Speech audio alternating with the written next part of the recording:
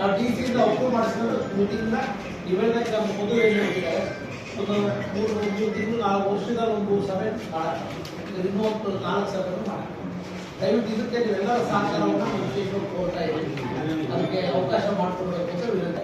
ನಮ್ಮ SCP TSP ಯೋಜನೆಗಳಿದೆ ಯಾವ ವ್ಯತ್ಯಾಸ ಆಗಬಾರದು, ಅವ್ರಿಗೆ ಫಲಾನುಭವಿಗಳಿಗೆ ಫಲ ತೆಗೆದುಕೊಳ್ಳ ಯಾವುದೇ ರೀತಿಯಾದಂಥ ಸಮಾಜದಲ್ಲಿ ಅಹಿತಕರವಾದಂತಹ ಸನ್ನಿವೇಶಗಳು ಅದರ ಬಗ್ಗೆ ಕ್ರಮ ಆಗಿದೆ, ಯಾಕೆ ಆಗಿದೆ ಇಂಥದ್ರ ಬಗ್ಗೆ ಈ ಸಭೆ ಒಂದು ಮುಖ್ಯವಾಗಿರ್ತದೆ.